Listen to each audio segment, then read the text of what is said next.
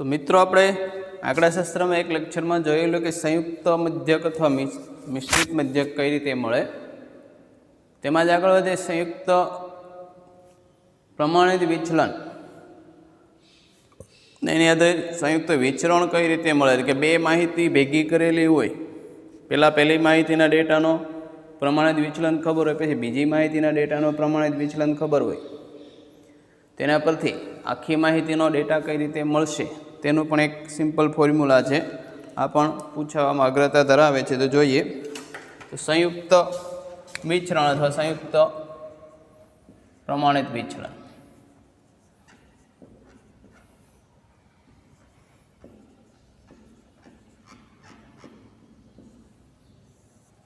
તો લખીએ, ધારો કે માહિતીના પ્રથમ સમૂહમાં માહિતીના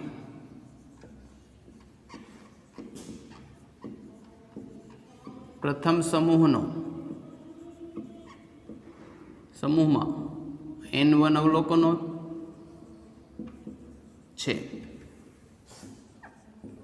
જેનો મધ્યક x1 બાર અને વિચરણ સિગ્મા 1 છે। બીજા સમૂહમાં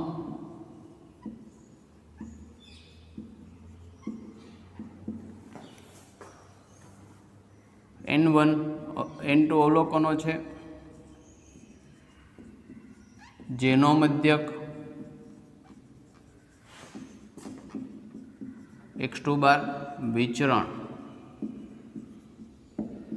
સિગ્મા 2 સ્ક્વેર છે। એટલે પહેલી માહિતીમાં n1 અવલોકનો, x1 બાર એનો મધ્યક, સિગ્મા 1 સ્ક્વેર એનો વિચરણ એટલે પ્રમાણિત વિચલનનું સ્ક્વેર રૂટ થાય। તો આ બંને માહિતી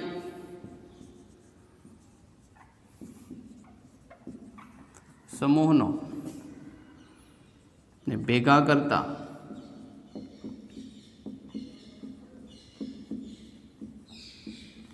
મળતા સમૂહ માટે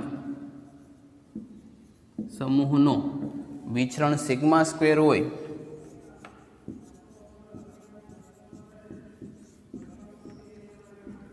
તો સિગ્મા સ્ક્વેરનું સૂત્ર આવું થાય, n1 into sigma 1 square plus d1 square plus n2 into sigma 2 square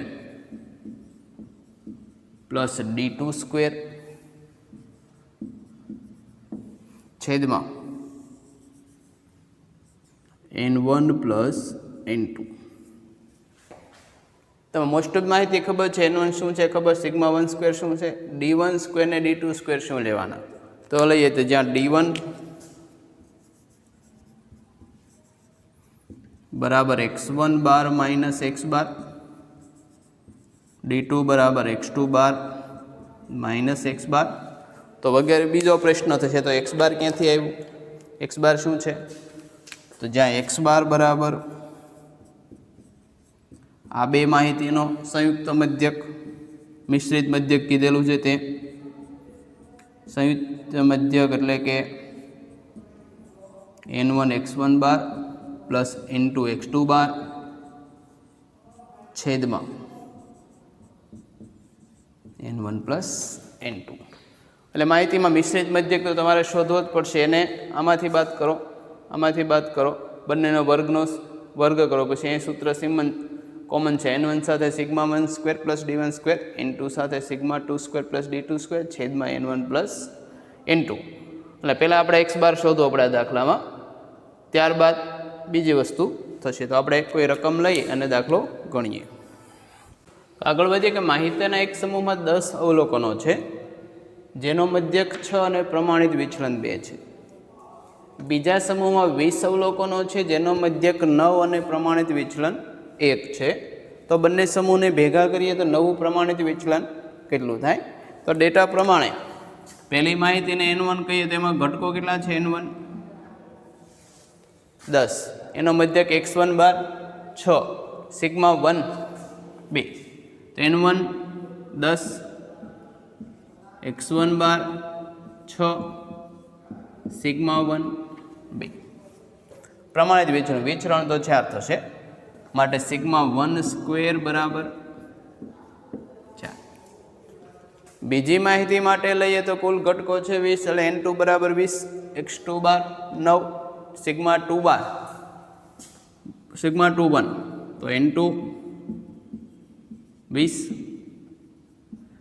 x2 બાર 9, સિગ્મા 2 1 માટે સિગ્મા 2 સ્ક્વેર. તો જોઈએ કે પહેલામાં જરૂર પડશે d1 ને d2 ને d1 d2 માટે તમારે સંયુક્ત મધ્યક શોધવો પડશે. તો x બાર બરાબર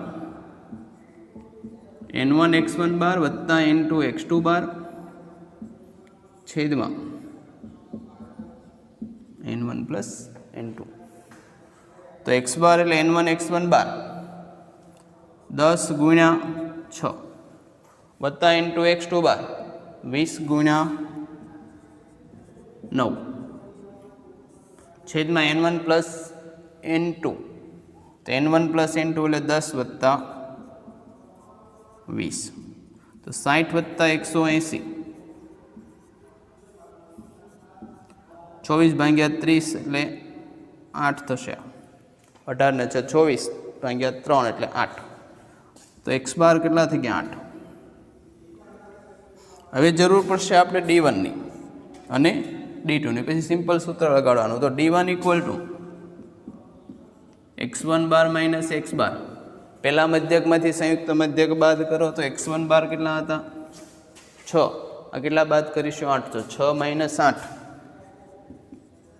2. d2 x2 bar minus x બાર. તો x2 બાર કેટલા હતા 9 માઇનસ 8 1. માટે સંયુક્ત માહિતીનો વિચરણ સિગ્મા સ્ક્વેર બરાબર n1 sigma 1 square plus d1 square plus n2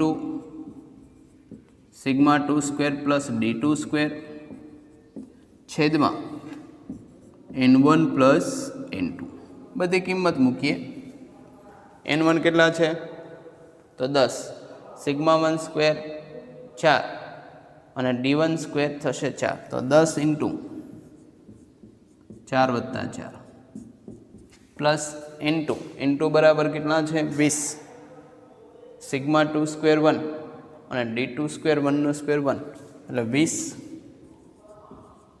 1 plus 1 છેદમાં n1 પ્લસ n2 10 વત્તા 20 એટલે કેટલા થશે 30. તો 4 ને 4 8 ગુણ્યા 10 80, 2 ને 1 ને 1 2 ગુણ્યા 20 એટલે 40 છેદમાં 30. તો 120 ના છેદમાં 30 4. આ સિગ્મા સ્ક્વેર આવી ગયો. માટે પ્રમાણિત વિચલન કેટલું થશે આનું સ્ક્વેર રૂટ કેટલું થાય 2. એટલે નવું પ્રમાણિત વિચલન કેટલું થશે 2. જો વિચરણ માંગ્યો તો જવાબ 4 એટલે જોવાનું ઓપ્શનમાં કેવો જવાબ. પણ આ બે એવા કન્સેપ્ટ છે કે વારંવાર પૂછાતા મિશ્રિત મધ્યકને મિશ્રિત પ્રમાણિત વિચલન અથવા વિચરણ બંને વસ્તુ. આગળ દાખલા થોડાક ગણીએ એટલે તમારે બીજો દાખલો જોઈએ. 200 અને 300 નમૂના ધરાવતા બે સમૂહોનો મધ્યક અનુક્રમે 25 અને 10. તો પહેલાનો મધ્યક 25 બીજાનો 10. વિચરણ પહેલાનું 9 બીજાનું 16. તો બંને સમૂહોને ભેગા કરતાં નવો વિચરણ કેટલો થાય તે શોધવાનું. તો જોઈએ તો પહેલા સમૂહ માટે n1 ને બધા નોટેશન લઈએ તો n1 કેટલા છે પહેલા સમૂહમાં કુલ લોકોનો તો 200. એનો મધ્યક કેટલો છે x1, તેનો મધ્યક 25. વિચરણ કેટલો છે સિગ્મા 1 સ્ક્વેર. સીધો વિચરણ આપ્યો તો 9, પ્રમાણિત વિચલન હોય તો ખાલી સિગ્મા 1. બીજા સમૂહ માટે n2 x2 બાર સિગ્મા 2 સ્ક્વેર. તો બીજા સમૂહ માટે કુલ અવલોકનો તો 300, મધ્યક 10, પ્રમાણિત વિચલનનો વર્ગ એટલે વિચરણ 16. તો આ 200 ને 300 10 અને 16. તો આપણને ખબર કે પહેલાં તો સ્વરિત મધ્યક x બાર મેળવો તો x બાર બરાબર n1 x1 બાર વત્તા n2 x2 bar divided by n1 plus n2. તો બધી કિંમત મૂકીએ તો N1 200 ગુણ્યા x1 બાર 25 વત્તા N2 300 x2 બાર 10 છેદમાં N1 પ્લસ N2 200 વત્તા 300 કેટલા થાય તે જોઈએ. તો 25 ગુણ્યા 2 એટલે 50 એટલે 500 વત્તા 3000 છેદમાં તો આ થશે 5 ને 3 8000 છેદમાં તો કેટલા થશે 16 એટલે એનો બધાનો મિશ્રિત મધ્યક કેટલો થઈ ગયો 16. એના પરથી આપણે D1 ને D2 મેળવીએ તો D1 બરાબર x1 બાર માઇનસ x બાર. તો x1 બાર કેટલા છે 25 માઇનસ 16 તો આ થશે 25 માઇનસ 69. D2 થશે x2 બાર માઇનસ x બાર. તો x2 બાર કેટલા છે 10 તો 10 માઇનસ 16 માઇનસ 6. તો હવે સૂત્ર વાપરીએ કે sigma square N1 sigma 1 square plus D1 square plus N2 sigma 2 square plus D2 square છેદમાં N1 પ્લસ N2. તો N1 બરાબર કેટલા છે 200 સિગ્મા 1 સ્ક્વેર 9 અને D1 સ્ક્વેર થશે 9 એટલે N1 એટલે 200 સિગ્મા 1 સ્ક્વેર 9 ના 9નો વર્ગ 81 કેમ કે આપણે D1 મેળવ્યું ના તો સિગ્મા 1 સ્ક્વેર હતું જ એટલે વેલ્યુ મૂકવામાં ભૂલ ન થાય એ વસ્તુ ધ્યાન રાખવાની. પ્લસ N2 300 સિગ્મા 2 સ્ક્વેર 16 અને પેલો માઇનસ 6નો વર્ગ 36 તો 316 વત્તા 36 છેદમાં N1 પ્લસ N2 એટલે કે N1 200 વત્તા 300 એટલે 500 ડાયરેક્ટ લખી નાખો તો પણ ચાલે. તો 200 ગુણ્યા 90 વત્તા 300 ગુણ્યા 52 છેદમાં 500 તો 9 ગુણ્યા 2 18 એટલે 1800 આ ડબલ મીંડા 3 દુ 6 5 તેરી 15 1560 છેદમાં તો 0 6 8 ને 5 13 બધે 33 336 ભાગ્યા 5 કેલ્ક્યુલેટરમાં સીધો કરી નાખું છું તો થશે 67.2. તો આખો જે સમૂહ બન્યો એનો નવો વિચરણ કેટલો થાય 67.2. પ્રમાણિત વિચલન માગ્યું હોય તો કંઈ ફેરફાર નહીં થાય, અહીંયા ફક્ત સ્ક્વેર રૂટ લઈ લેવાનું તમને ખબર પડી જશે. અને એવા સ્ક્વેર રૂટ આવશે કે જેમાં તમારે કેલ્ક્યુલેટરની જરૂર ન પડે અથવા ઓપ્શન આવી પણ જેનો વર્ગ આની નજીક થતો એ થઈ શકે. ઉલટી રીતે સ્ક્વેર રૂટ સીધું ન મળતું હોય અને એક્ઝેક્ટ નજીક એટલા બધા સ્ક્વેર રૂટ આપેલા નહીં હોય કે તમારે કેલ્ક્યુલેટરનો ઉપયોગ કરવો પડે. એટલે જેમાં કેલ્ક્યુલેટર એલાઉડ નથી પણ એમાં એવી કોમ્પ્લિકેશન ગણતરી પણ આવતી નથી કે જેમાં કેલ્ક્યુલેટર તમારે વાપરવું પડે.